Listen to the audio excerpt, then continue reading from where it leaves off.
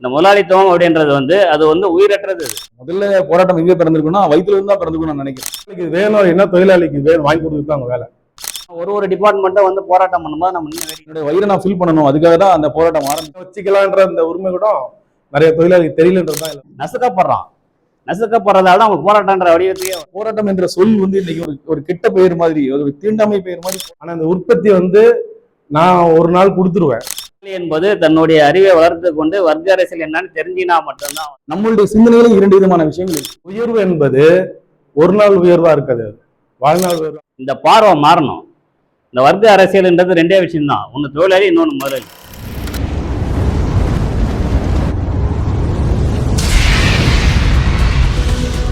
தோழர்களுக்கு வணக்கம். ஒரு மாற்றுக்களத்தில் நீண்ட இடைவேளைக்கு பிறகு பியூர் தொழிலாளி சப்ஜெக்டை நம்ம முன்னெடுத்திருக்கோம். அதுக்கிடையில் கலை, இலக்கியம், விஞ்ஞானம்னு பல கட்டங்களில் நம்ம பயணிச்சுட்டே இருந்தோம். பியூரா தொழிலாளியை பற்றி பேசணும் அப்படின்றதுக்கான சரியான சூழல் இப்போ அமைஞ்சிருக்கு.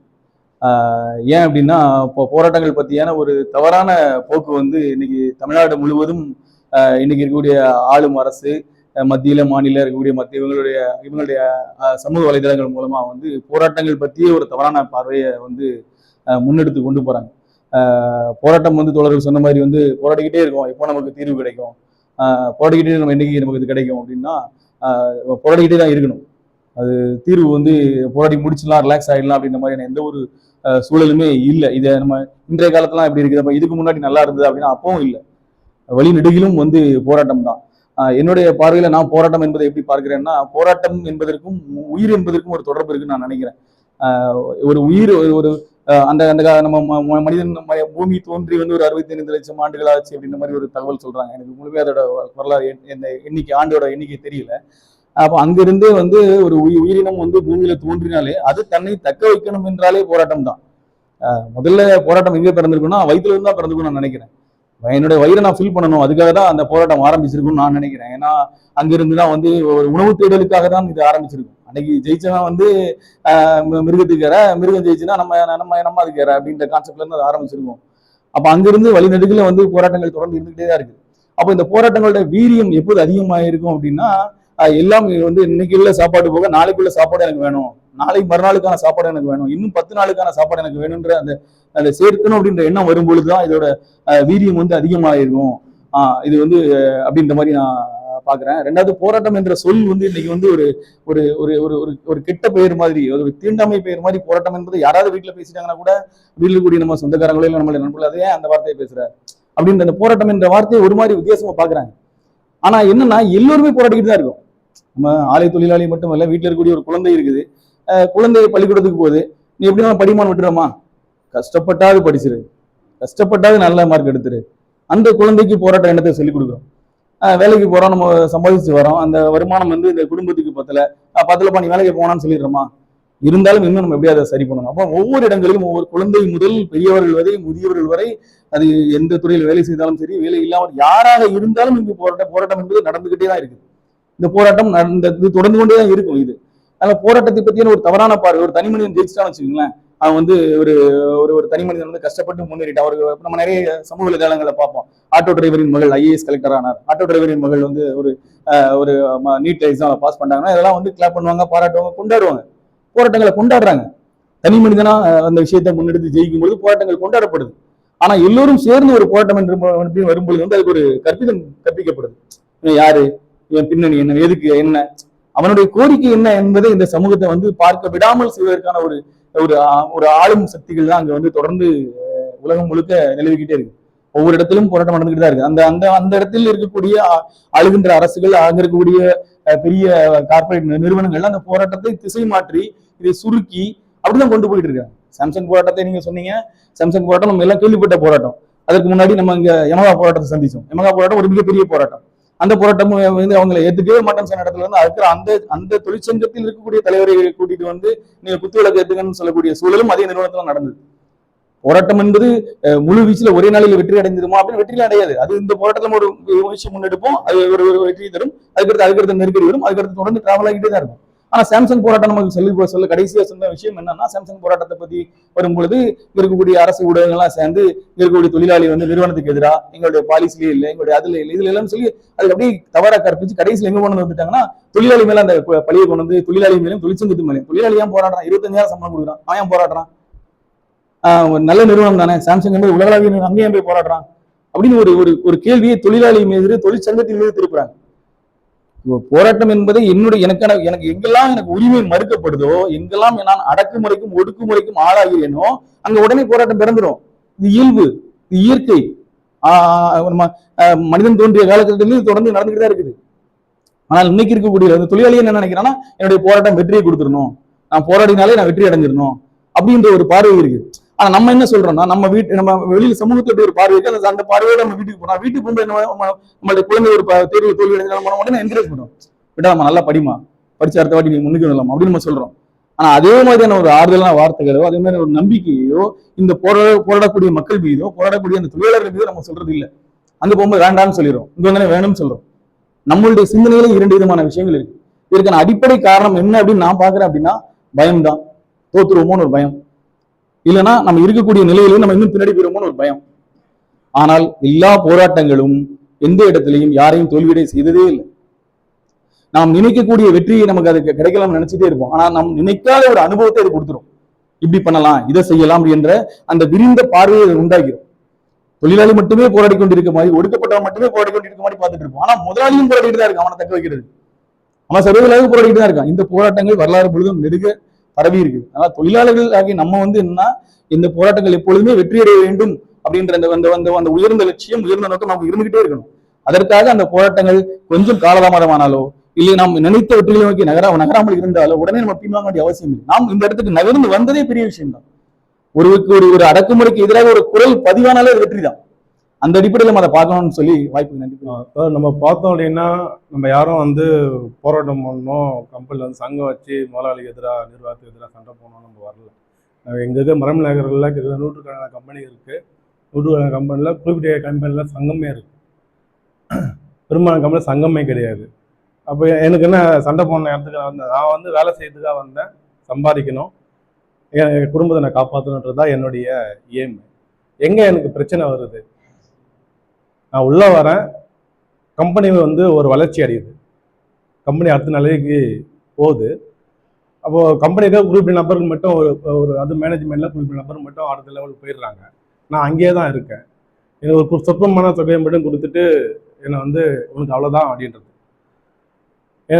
இன்னொன்று, ஆரம்பத்தில் போனோன்னே இந்த புதுசாக போகிற மருமகம் மாரி புதுசாக போகிற ஒரு வீட்டில் நல்ல கவனிப்பு இருக்கு இல்லையா, அது மாதிரி என் கம்பெனி நல்ல கம்பெனி, என் கம்பெனி இதெல்லாம் பண்ணுறாங்க, அதெல்லாம் பண்ணுறாங்க, நிறைய சலுகை தராங்க அப்படின்ற மாதிரி ஒரு மாய தோற்றத்தை உருவாக்கி எல்லா சலுகையும் கொடுத்துருவாங்க. எல்லாத்தையும் அனுபவிக்கிற மாதிரியே தான் தெரியுது. ஆனால் எப்போ அப்படின்னா, நான் வந்து என்னுடைய உழைப்புடைய ஸ்கில் லெவல் இன்க்ரீஸ் ஆக என்ன பண்ணுறேன் அப்படின்னா, என்னை டைட் பண்ண ஆரம்பிக்கிறாங்க. ஏன் டைட் பண்ணுறாங்க அப்படின்னா, என் ஸ்கில் லெவல் நான் கற்றுக்கிற வரைக்கும் என்னை ஃப்ரீயாக வச்சுக்கிறாங்க. வேலையை கற்றுக்கிற வரைக்கும், நல்லா கவனிச்சவங்க புரியும் நமக்கு, வேலையை கற்றுக்கிற வரைக்கும் என்னை ஃப்ரீயாக வச்சுருப்பாங்க. நான் வேலை கற்றுனதுக்கப்புறம் எனக்கு ஸ்கில் நல்லா வந்ததுக்கப்புறம் கொஞ்சமாக டைட் பண்ண வச்சுருக்காங்க. சலுகை எல்லாம் குறைக்க ஆரம்பிச்சு, நீ வேலை வேலை செஞ்சால் தான் உனக்கு இன்க்ரிமெண்ட்டு, அடுத்த இன்க்ரிமெண்ட்டு, அடுத்த சலுகைகள், சின்ன சின்ன பெருமத்துவர்கள் நம்ம என்ன பண்ணோம்னா, சின்ன சின்ன சலுகைக்காக நம்ம வந்து நிறைய அடிப்படையான செய்ய விட்டுறோம். எனக்கு வந்து லீவ் வேணும், இல்லை பர்மிஷன் வேணும், இல்லை கொஞ்சம் பிரேக் வேணும், கொஞ்சம் ரிலாக்ஸாக இருக்கணும்னா நான் உற்பத்தியில் அதிகமாக கொடுத்துட்டேன்னா கொஞ்சம் கண்டுக்க மாட்டாங்க. ஆனால் அந்த உற்பத்தி வந்து நான் ஒரு நாள் கொடுத்துருவேன். அந்த உயர்வு என்பது ஒரு நாள் உயர்வாக இருக்காது, வாழ்நாள் உயர்வாக மாறிடாது. ஒரு மணி நேரம் பிரேக்குக்காக நான் வந்து ஒரு 50 நம்பர் ஒரு மாதிரி ஏற்றிட்டேன் அப்படின்னா, உற்பத்தி உயர்வை நான் பெருசாக பண்ணி கொடுத்துட்டேன் அப்படின்னா அது பெரிய அளவில் என்னை பாதிக்குது. எப்போ இங்கே பாதிக்குதுன்னா, நான் போயிட்டு அடுத்து இன்க்ரிமெண்ட் கேட்கும்போது எதுக்கு நான் தரணும்னு கேட்குறாங்க. நம்ம சொல்ல முடியுமா, நீ வந்து இவ்வளோ சம்பாரிச்சிருக்க, இவ்வளோ பண்ணியிருக்காருன்ட்டு. அப்போ நான் நேரடியாக போய் பேச முடியாது, முதலாளிக்கிட்ட நிர்வாகத்துக்கு பேச முடியாது, யாரா நீ எதுன்னு வந்த அப்படின்னு. அப்போ நான் தான் வந்து சரி இப்படி தான் வழி அப்படின்னு தரும்போது தான் சங்கம். அப்போ நமக்கு சங்கம் இருக்கிறதே பெரும்பாலும் தெரியாது. சங்கம் வச்சுக்கலான்ற அந்த உரிமை கூட நிறைய தொழிலாளிக்கு தெரியலன்றது தான் இல்லை வருத்தமான விஷயம். நீ வந்திருக்க வரைக்கும் தெரிஞ்சிருக்கு, வரவங்க தெரியல, அவ்வளோதான் விஷயம். நிறைய நிறுவனங்கள்ல இன்னமும் வந்து சங்கம்னா சங்க நிறுவனத்திலே வந்து சங்கம்லாம் என்கிட்ட பேசாதாங்க, ஒரு கெட்ட வார்த்தை மாதிரி. சங்கம் என்பது ஒரு கெட்ட வார்த்தை, அது வந்து ரொம்ப அது வந்து அதுல இருக்கிறவங்க எல்லாமே ஒரு தீவிரவாத இயக்கம் மாதிரி அது, நிர்வாகத்துக்கு எதிராகுது. நிர்வாகம் ஒரு கம்பெனி நல்லா டெவலப் ஆகணும்னாலே சங்கம் இருக்கும்.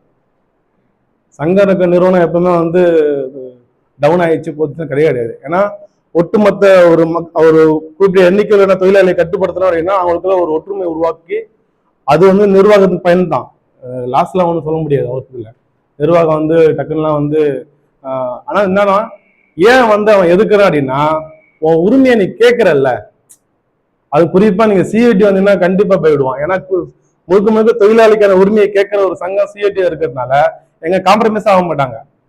தொழிலாளிக்கு வேணும் அப்படின்னா தொழிலாளிக்கு வேணும் வாங்கி கொடுத்துட்டு அவங்க வேலை. நீ தொழிலாளி கொடுத்துருந்தேன், நீ கொடுத்தா வரைக்கும் பிரச்சனை இல்லை, நான் என்ன வெளியூரும் போறான்னு சொல்லக்கூடிய நபர்கள் நான் கேட்டுருக்கேன். சங்கத்துல அது சிஐடி சங்கத்துல இருக்க தலைவர்கள் வந்து எதுக்காகவும் உனக்கான பிரச்சனை சால்வ் ஆனப்பா, நான் போறதும் சால்வ் ஆகுதுன்னா நான் போக தயார். நான் தான் வந்து உங்க சண்டை பண்ணி நீ இப்ப பேசி வாங்கிக்கோ, சும்மா போறீங்க போய்க்கிங்க தான் சொல்றாங்க. அப்ப அவங்க வந்து என்ன சொல்றாங்க, நீ உனக்கானதை கேட்டு வாங்கிக்கோ. அப்ப எனக்கான கேட்கும் போது என்னன்னா கொடுக்குற மாதிரி தெரியும் சில டைம்ல கொடுக்குறாங்க ரைட்டு, அதுக்கப்புறம் பழி வாங்க நடவடிக்கை போயிடுறாங்க. ஏன் பழி வாங்குறாங்க நீ மறுபடியும் நீ கேட்கணும் அந்த எண்ணம் வரவே கூடாது உனக்கு. உன் பிரச்சனை உனக்கான விஷயம் நீ கேட்டு வாங்கிடுறல்ல, அது என்ன காரணம் உனக்கு வரக்கூடாதுன்றதுக்காக தான் உன்னை வந்து பழி வாங்க நடவடிக்கையே கொடுத்துட்டே இருக்கும். ஏன்னா நீ அதோட மோதிக்கிட்டு இருப்ப, என்ன பழி வாங்கிட்டா சிந்தனை ஃபுல்லா அங்கதான் இருக்கும். எப்படி வந்து அடுத்தவாட்டி மாட்டக்கூடாது, இந்த பிரச்சனை மாட்டக்கூடாது, தெரியாத எதுக்கு அவனை பகைச்சிக்கணும், இது எதுக்கு தேவையில்லாம சண்டை போட்டுக்கணும் அப்படின்ற மாதிரி நம்ம அப்படியே கொஞ்சம் கொஞ்சம் நம்மளே நம்ம விட்டுப்படுத்துறதுக்கான வேலையை தான் நிர்வாகம் செய்யுது. ஆனா உண்மையில பார்த்தீங்கன்னா என்ன ஆயிடுதுன்னா இது எல்லாரும் ஒவ்வொருத்தரும் ஒவ்வொரு பிரச்சனை கொடுத்து மட்டுப்படுத்த வச்சனால நீங்க வந்து நிர்வாகம் என்ன பண்ணுது, கம்பெனி எந்த அளவுக்கு டெவலப் ஆகி போயிருக்கு, எவ்வளவு வளர்ச்சி அடைஞ்சிருக்கு, நமக்கும் அவங்களுக்கான வித்தியாசம் என்ன, அந்த லாபம் வந்து எப்படி வந்து முழுசா எடுத்துன்னு போயிட்டு நமக்கான சொற்பமான தொகை தான் கொடுத்துருக்கான்றது தெரியாம இருக்கிறதுக்கான ஒரு அழுத்தத்தை உருவாக்கினே இருக்குது. உனக்கு போராட்ட குணத்தை உருவாக்கக்கூடாது, போராடவே கூடாது அப்படின்றதுனாலதான் பல்வேறு அழுத்தங்களை தொடர்ந்து நிர்வாகம் கொடுத்து. பொதுவாக வந்து நம்ம எல்லாரும் தொழிலாளர்கள் போராட்டம் இன்றைய நிலைமையை பற்றி பேசிட்டு இருக்கோம். தொழிலாளர் அப்படின்னு சொல்லும்போது நம்ம எல்லாரும் ஒரு பார்வை என்ன இருக்குது அப்படின்னா இண்டஸ்ட்ரியில் வேலை பார்க்குற மட்டும்தான் தொழிலாளர்கள் அப்படின்னு நினச்சிட்டு இருக்கோம். அந்த பார்வை என்பது இப்போ நம்ம வந்து இருக்கிற பார்வை அப்படின்றது என்னை பொறுத்த வரைக்கும் தவறான பார்வை அப்படின்னு தான் நான் நினைப்பேன். நீங்கள் இந்த தொழிலாளி அப்படின்ற இடத்துல நீங்கள் வரீங்க அப்படின்னா இன்றைக்கி நீங்கள் ஒரு 8 மணி நேரம் வேலை இல்லை 9 மணி நேரம் வேலை, வாரத்தில் 5 நாள் வேலை 6 நாள் வேலை அப்படின்னு சொன்னீங்கன்னா இதுக்கு பின்னாடி ஒரு 300 வருஷம் வரலாறு இருக்குது. ஒரு காலகட்டத்திலையும் மக்கள் வந்து அவங்களுடைய தேவைக்காக போராடி நீங்கள் வந்து நிற்குது. நீங்கள் அதை வந்து சோசியலிச புரட்சியாக எடுத்துக்கலாம், பிரெஞ்சாக இருக்கலாம், ரஷ்யா புரட்சியாக எடுத்துக்கலாம், தமிழ்நாட்டில் நடந்த வஉசி தலைமையில் நடந்த போராட்டமாக கூட எடுத்துக்கலாம். இப்போ எது எடுத்தாலுமே வந்து அனைத்து விதமான தொழிலாளிகளும் பாதிக்கப்படுற இடத்துல அவனுடைய அன்றாட தேவைகள், அவன் எதுக்காக போராடுறான் அப்படின்னா அவனுடைய பொருளாதார தேவை தான் போராடுறான். இன்னொன்று அவன் அந்த தொழில் செய்கிற இடத்துல நசுக்கப்படுறதால தான் அவன் போராட்டன்ற வடிவத்துக்கே வரும். இப்போ முதலாளிகிட்ட போய் நம்ம சண்டை போடுறன்றது யாரும் சண்டை போடுற எய்ம்லாம் கிடையாது. நான் இன்னைக்கு வர வேலைக்கு வரேன், நாளைக்கு திருப்பி நான் வேலைக்கு வரணும் அப்படின்னா நான் இன்னைக்கு நல்லா சாப்பிட ஆரோக்கியமாக இருந்தால் அடுத்த நாள் வேலைக்கு வரணும். இப்போ நான்ன்றது நான் மட்டும் கிடையாது, என்னை சார்ந்திருக்கிற குடும்பம் எல்லாமே இருக்கும். அப்போ நான் வாழ்கிறதுக்கு உண்டான விஷயத்துக்காக போராடுறதுக்காக தான் நான் வந்து கம்பெனியே வரேன். கம்பெனி வந்து நான் உனக்கு வந்து வேலை செய்கிறது. நம்ம பொதுவாக அந்த கம்பெனின்னு அப்படின்னு ஒரு விஷயத்தை தான் யோசிக்கும் போது நீங்கள் வந்து போராட்டம் அப்படின்னும் போது நீங்கள் கவர்மெண்ட்லேயும் எடுத்துக்கலாம், தனியார் துறையும் எடுத்துக்கலாம். சங்கம்னு எடுத்திங்கன்னா நீங்கள் அரசாங்கத்துலேயும் எடுத்துக்கலாம், தனியார் துறையிலையும் எடுத்துக்கலாம். நம்ம என்ன பண்ணுறோம் அப்படின்னா ஒரு டிபார்ட்மெண்ட்டை வந்து போராட்டம் பண்ணும்போது நம்ம இன்னும் வேடிக்கை தான் பார்க்குறோம். நம்ம என்னென்னா அவங்கள வந்து கிண்டல் பண்ணுறதோ, அவங்கள வந்து தரக்குறைவாக பேசுகிறதோ. நீங்கள் வந்து இப்போ அரசாங்கத்தில் நீங்கள் எடுத்தீங்க அப்படின்னா இபியிலேருந்து ஒரு டிபார்ட்மெண்ட் இருக்குது, டிரான்ஸ்போர்ட்லேருந்து எல்லாம் இருக்குது. ஓகேங்களா? அவங்க எவ்வளோ உடைக்கிறாங்க, அவங்க எதிர்பார்க்குறாங்க, அவங்க என்ன எதுக்காக வந்து கவர்மெண்ட் எதிர்த்து போராடுறாங்க. தனியார் துறை எடுத்துனா எப்படி வந்து சுரண்டா போடுறாங்க, அந்த சுரண்டால எதிர்த்து எப்படி தொழிலாளர் நிற்கிறாங்க அப்படின்ற அந்த கான்செப்ட் வந்து யாரும் வந்து புரிஞ்சிக்கல. ஏன் புரிஞ்சிக்கல அப்படின்னா அவன் புரிஞ்சிக்கக்கூடிய நிலைமையில அவன் இல்லை. வேலைக்கு போகிறான் வரான், அவனுடைய டைம் எல்லாம் வந்து இதுக்குள்ளேயே மூழ்கி இருக்குது. இந்த இடைவேளைகளையும் நம்ம வந்து இந்த டைமை ஒதுக்கி இங்கே வந்து நின்று பார்க்குறோம் பார்த்தீங்களா, பேசுகிறோம் பார்த்தீங்களா, சமூகத்தோட உறவாடுறோம் பார்த்தீங்களா. இந்த உறவாடாமல் இருக்கிறது தான் இந்த தொழில்துறை பண்ணிட்டு இருக்கோம். யாரோடையும் சேர முடியாத மாதிரியே உன்னுடைய டைமை ஃபிக்ஸ் பண்ணிக்கிறது, வேலைக்கு வந்து போகிறது, சமூகத்துக்காக உன்னுடைய டைம் ஒதுக்கிறது இல்லாமல் இருக்குது, உன் குடும்பத்துக்காக நீ ஒதுக்காமல் இருக்குது. இந்த விஷயங்கள்லாம் மாறி வரும்போது நீ நம்ம ஒரு புரிதலுமே இருக்காது. இப்போ நம்ம சங்கம் அப்படின்னு பேசுறது அப்படின்னா நீங்கள் எந்த ஒன்றா பேர் வச்சிங்க, சங்கம் வச்சு என்ன பண்ண போகிறோம்? உன்னுடைய தேவையை நிலைநாட்டிக்குள்ள தான் போகிறோம். கடைசி வரையும் வாழ்ந்து நம்ம வந்து கடைசி வரையும் உழைச்சாதான் சம்பாதிக்க முடியும் அப்படின்ற சூழ்நிலை நீங்கள் எடுத்து நிப்பாட்டியாச்சு. ஒரு 4 ஜென்ரேஷன் 4 சமூகமாக மாறி இன்னைக்கு நவீன முதலாளித்துவ சமூகத்தில் வந்து நிற்கிறோம். இன்றைக்கி வந்து நிற்கும் போது பார்த்தீங்கன்னா எல்லாமே செகண்ட்ஸ் கணக்கில் தான் நம்ம வந்து ஓட்டிகிட்டு இருக்கோம். உற்பத்தி உற்பத்தி உற்பத்தின்னு. இப்போ நீங்கள் வந்து நிரந்தரப்பட்ட தொழிலாளிகள் படி தான் நம்ம பேசிட்டு இருக்கோம். ஒரே கம்பெனி உள்ள பலதரப்பட்ட தொழிலாளி இருக்கான். ஒரு தொழிலாளி வந்து கேன்டீன் இருக்காது, ஒரு தொழிலாளி வந்து டிரான்ஸ்போர்ட் இருக்காது, ஒரு தொழிலாளி டீயே இருக்குது. என்னைக்காவது நம்ம அதெல்லாம் கேட்டுருப்போமா? நம்மளை பொறுத்தவரைக்கும் யூனிஃபார்ம் போட்டு தான் பஸ் வருது, நம்ம வீட்டுக்கு வரோம் போகிறோம் வரோம், அவன் வேலையை அவன் பார்த்துக்குவான் அப்படின்னு. இதே பார்வை தான் வந்து அரசாங்க தொழிலாளியை பார்த்து நம்ம பார்க்குறோம். இந்த பார்வை மாறணும். இந்த வர்க்க அரசியல்ன்றது ரெண்டே விஷயம்தான், ஒன்று தொழிலாளி, இன்னொன்று முதலாளி. இந்த அரசாங்கம் எடுத்தனாலும் சரி, உலகத்தில் நீ எதை எடுத்தனாலும் சரி, நீ நடைபெற போகிற எல்லாருமே நீ எதை எடுத்தனாலும் சரி அதை நோக்கி தான் இருக்கும். இப்போ இவ்வளோ பேர் இருக்கிறான் சம்பாதிக்கிறீங்க அப்படின்னா, நீங்கள் சம்பாதிக்கிற காசு நீங்கள் என்ன வச்சுன்னு கையில், உங்களோட வாழ்வாதாரத்துக்காக நீங்கள் பசங்களை படிக்க வைக்கிறதுக்கு, உங்களுடைய ஃபேமிலி ரன் பண்ணுறதுக்கு எல்லா பக்கம் கரைஞ்சிட்டே இருக்கும். ஒரு பக்கம் விலைவாசி ஏறிட்டே இருக்கும். ஒரு 30 வருஷம் கழிச்சு நீங்கள் திரும்பி பார்த்தீங்க அப்படின்னா நீங்கள் மட்டும் தான் இருப்பீங்க. நீங்கள் சம்பாதிச்ச அந்த 30 வருஷத்தில் கம்பெனி எங்கே இருக்குன்னு பார்த்தா ஒரு தூரத்தில் இருக்கும். அப்போ உன்னை எந்த அளவுக்கு வந்து சுரண்ட முடியும் அப்படின்ற விஷயத்தை தான் வந்து இந்த முதலாளித்துவம் பண்ணிட்டு இருக்கோம். இந்த முதலாளித்துவம் அப்படின்றது வந்து அது வந்து உயிரற்றது. இது இந்த உயிருள்ள தொழிலாளியை வந்து எவ்வளோக்கு எவ்வளோ சுரண்ட முடியும் தான் பார்க்கும். உன்னை சாவடியெல்லாம் விட மாட்டான். நீங்கள் வந்து உன்னை வச்சு நான் எந்த அளவு நான் பண்ண முடியும், செட் பண்ண முடியும், அப்படிதான் பார்ப்போம். அப்போ நம்ம நீ எந்த அளவுக்கு உன்னுடைய எனர்ஜியை கொடுத்து நீ வேலை செய்கிற அப்படின் போது அதுக்கு நீ வந்து ஒரு பார்கெனிங்காக நீ கேட்குற. அப்போ நீ தனியாக போய் கேட்டால் அந்த விஷயமே நடக்காது. இந்த சங்கத்தை நான் கூட்டு பேரமாக போய் சேர்றேன், நான் வந்து ஒரு டீமாக செட் பண்ணி சேர்க்குறேன், ஒரு சங்கத்தை பதிவு பண்ணி வைக்கிறேன், அது மூலயமா போய் கேட்குறேன் அப்படின்னும் போது தான் நிர்வாகம் வந்து ஏண்டான்னு ஒரு வார்த்தை கேட்கும். உடனே நம்மளால் என்ன பண்ணிடுறீங்க, சங்கம் போய் வந்துச்சு நம்ம பார்த்துக்கலாம். சங்கம் என்பது உன்னுடைய தேவையை நிறைவேற்றிக் கொள்வதற்கு நீங்களாக உருவாக்கப்பட்ட ஒரு விஷயம். அதை நம்ம கண்டினியூ பண்ணணும் அப்படின்னா அது பல விஷயங்கள் நம்ம கற்றுக்கணும். இருக்கிற வர்க்க அரசியலை கற்றுக்கணும், நாட்டில் உள்ள அரசியல் நிலைமைகளை கற்றுக்கணும், நம்ம சம்பாதிக்கிறது, நம்ம உற்பத்தி பண்ணுற அதனுடைய பலன் யாருக்கு போய் சேருது அப்படின்ற விஷயத்தை நம்ம கற்றுக்கணும். நம்ம அது கற்றுக்கிறதுன்ற அப்படி எங்கே அப்படின்னா ஒர்க் பண்ணுற இடத்த விட்டு வெளியில் இந்த சொசைட்டியில் என்னெல்லாம் நடக்குது அப்படின்ற பார்வையை கொஞ்சம் திரும்பினாதான் நமக்கு அந்த விஷயங்கள்லாம் தெரியும். எனக்கு இங்கே வந்து தெரியணும்னா ஒரு 4-5 வருஷமாக தான் தெரியும் இந்த விஷயம்லாம் என்ன நடக்குது அப்படின்றது. அப்போ என்ன மாதிரி எவ்வளோ தொழிலாளி இருப்பாங்க. அப்போ நம்ம ஒரு தொழிலாளி அப்படின்னும் போது இன்னொரு தொழிலாளிக்கு ஆதரவாக நிற்கணும். ஒரு மார்க்ஸ் சொன்னார், உலக தொழிலாளர்களை ஒன்றுபடுங்கள் அப்படின்னு தோழர் சுகுமார் சொன்னார். மார்க்ஸ் சொல்லியிருக்காருன்னு. மார்க்ஸ் நிறைய விஷயம் சொல்லியிருக்காரு. அந்த ஃபர்ஸ்ட் லைனாக தான் சொல்லியிருக்காரு. இப்போ சுரண்டால் என்பது எப்படியெல்லாம் நடைபெறுது அப்படின்ட்டு. இப்போ இன்றைக்கி வந்து நம்ம வந்து இந்தியாவில் பார்த்தீங்கன்னா கிட்டத்தட்ட ஒரு 140 கோடி பேர் இருக்கும். இந்த 140 கோடி பேரில் வந்து 60% நாட்டினுடைய பொருளாதாரம் வந்து வெறும் 50 பேர் தான் இருக்குது. பொருளாதாரத்தை சார்ந்து இருக்கிற எல்லா விஷயமும். மீதி இருக்கிற 40% வந்து 120 கோடி மக்கள் இருக்கிறாங்க. எப்படி அந்த 120 கோடி மக்கள் ஒரு வேளை சாப்பாடு இல்லாமல் ஒரு 35% இருக்கிறாங்க இந்தியாவில். இதே நிலைமை இன்னைக்கு இங்கிலாண்டில் இருக்குது. நம்ம எல்லாம் நினச்சிருந்தார் இங்கிலாந்து வளர்ந்த கண்ட்ரி அப்படின்னு, படு பாதாளத்தில் இருக்குது. அப்படியே நீ இந்த பக்கம் வந்தீங்கன்னா ஜெர்மனியில் இருக்குது. இந்த சுரண்டால் எங்கெங்கெல்லாம் எப்படி இருக்குதுன்னு பார்த்துனே போனேன் அப்படின்னா பல விஷயங்கள் நம்ம கண்ணுக்கு தெரியுது. அப்படியே நீ இந்த பக்கம் வந்தீங்கன்னா ஸ்ரீலங்காவில் இருக்குது. இப்போ எடுத்துட்டிங்கன்னா வந்து பங்களாதேஷில் இருக்குது. அப்போ தொழிலாளி என்பது தன்னுடைய அறிவை வளர்த்து கொண்டு வர்க்க அரசியல் என்னன்னு தெரிஞ்சினா மட்டும்தான் வந்து நாம் நம்மளுடைய வாழ்க்கையை வாழ முடியும். அதுக்கு நம்மளுடைய புரிதலில் வந்து வர்க்க அரசியலை தெரிஞ்சுக்கணுன்றது தான் என்னுடைய தாழ்மையான வேண்டுகோள். அதுக்கு நம்ம சங்கம் அமைக்கணுன்றது தொழிலாளருடைய ஒற்றுமையாக இருக்கணும். நீ முடிவு எடுக்கிறதுக்கு முன்னாடி 1000 டிஸ்கஸ் பண்ணுங்க, தப்பு கிடையாது. எதிர்கருத்து வரணும். எதிர்கருத்து வராமல் ஒரே கருத்து செஞ்சோம் அப்படின்னா முதலாளி நம்ம வித்தியாசம் கிடையாது. இந்த ஒற்றை தலைமை ஒரே முடிவுன்றது முதலாளித்துவம். மாற்று கருத்து வரணும், அதுக்கான டிஸ்கஷன் வரணும். ஒரு விஷயத்தை நம்ம வந்து இம்ப்ளிமெண்ட் பண்ணுறோம், அதுலேருந்து வர பாசிட்டிவ் நெகட்டிவான விஷயத்த எப்படி சரி பண்ணணும், அடுத்தது போகணும். நான் சொல்லிட்டேன், நான் சொன்னதாவது நடக்கணும் அப்படின்னா அது வந்து ஒரு 1ஆம் நம்பர் வந்து முதலாளித்துவம் தான் அது. அதனால் தொழிலாளர் நான் ஒன்று சொல்கிறேன், அந்தந்த கம்பெனியில் இருக்கிற தொழிலாளிகளை அரவணைச்சு அவங்களுடைய கருத்தை ரிசீவ் பண்ணி ஒன்று கூடி முடிவெடுங்க. முடிவெடுத்து உங்களுடைய ஒற்றுமையாக நிலைநாட்டி உங்களுடைய தேவைகள் என்னன்றதை ஃபுல்ஃபில் பண்ணுங்கள். அப்போதான் வந்து சங்கன்ற ஒரு விஷயத்தில் கொடையின் கீழ் நம்ம வருவோம். இந்த கொடையின் கீழ் வரும்போது தான் பலன்கள் நமக்கு கிடைக்கும். அதனால் வந்து தொழிலாளர்கள் ஒற்றுமையாக இருக்கணும்னு கேட்டுட்டு எனக்கு வாய்ப்பு கொடுத்து நன்றி.